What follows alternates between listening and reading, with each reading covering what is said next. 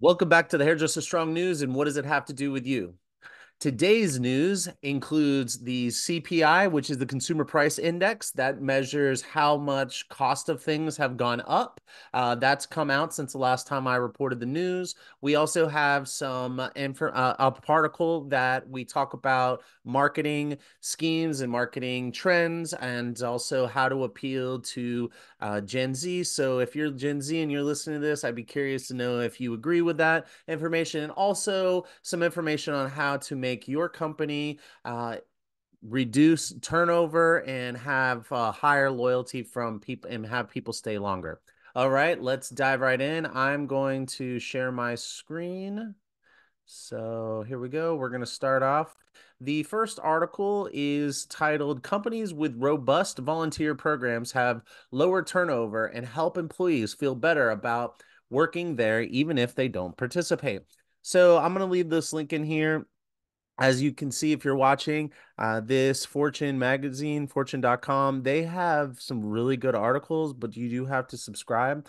I just wanted to throw this out there because what I think that this perpetuates is the fact that if you are in business and you want to have employees want to feel good about working with you. Also, I did get a chance to read some of this article, and they were talking specifically about, like, sometimes the job that a person has might not be the job that they necessarily want. For example, maybe you have someone at the front desk that would like to maybe do something more than the front desk. So it's like, how do you get them excited about wanting to work there? How do you get them excited to stay? Or maybe you have some rising stylists who are not very excited about the cleaning and the assisting side of their apprenticeship program. They just want to work on models, and they just want to practice and get on the floor.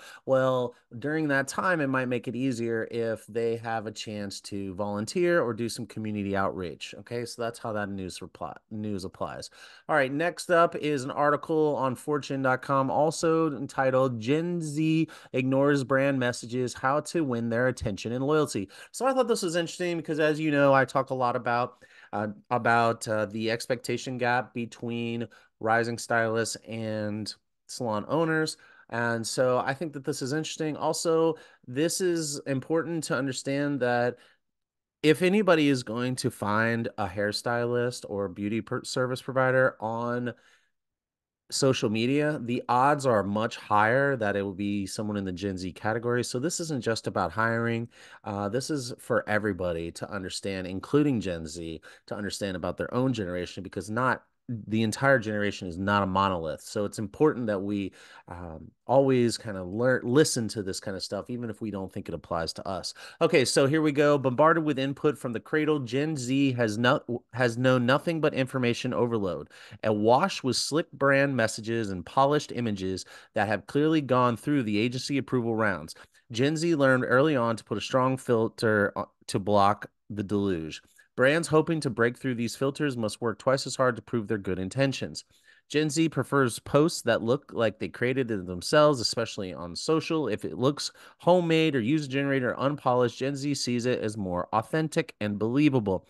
Gen Z is attracted to the mistakes that marketers once tried to hide. They don't understand that they understand that mistakes happen. To err is human, and the most honest thing a brand can do is own their mistakes in the event they make them. So I think that's really interesting. If you want to continue to read the article, I'll leave the link in the description. The link in the description. If you're on Instagram and you're watching this, then you can go to our YouTube or to the podcast platform, Apple Podcasts or Spotify, and you can get the links there. Okay. So also something that just happened on May 19th, we had the Beauty Business Brunch, and I just wanted to play this short clip for you. This is the panel about revolutionizing customer experience and pricing in a new era service. You'll get a chance to hear a few tidbits and pieces of advice in case you missed it. Here we go.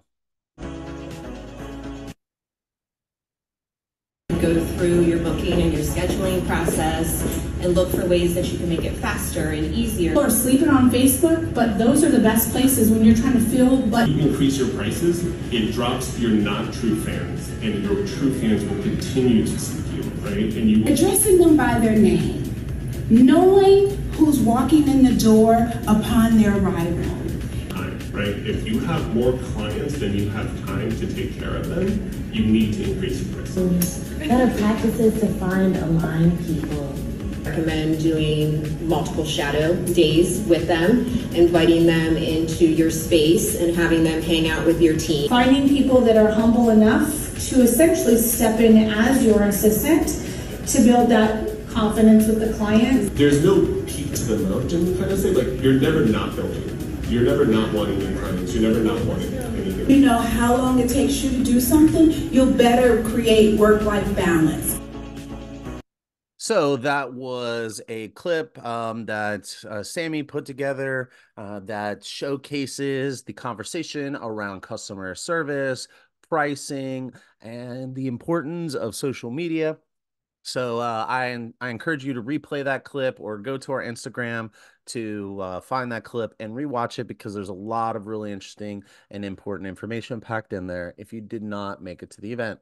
All right, so now we get into the financial news. So the Consumer Price Index, which is, it measures prices of like everything, and you'll see in a moment what price it, like everything.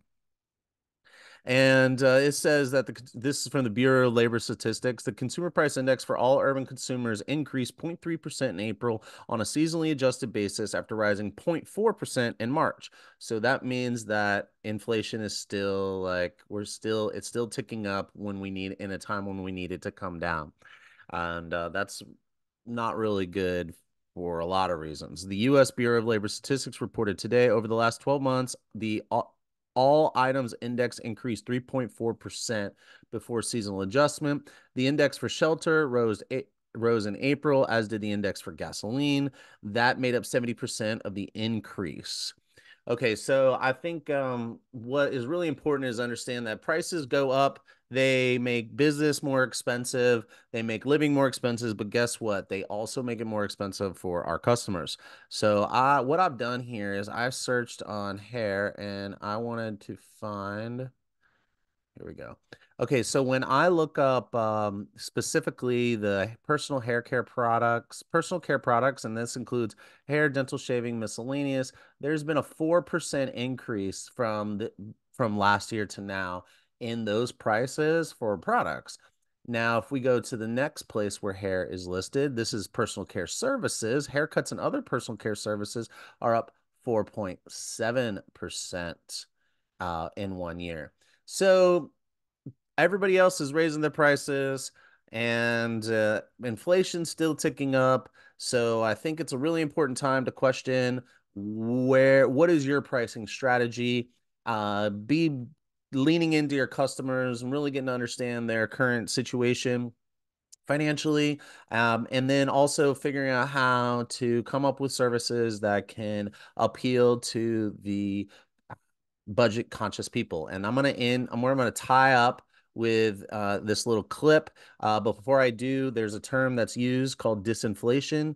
It means a decrease in the rate of inflation, that's what we're looking for. A slowdown in the rate of increase of the general price level of goods and services in nation's gross domestic product over time. So we're looking for disinflation. All right, so here we go. This is like a 1-minute clip. Here you go. This is Yahoo Finance.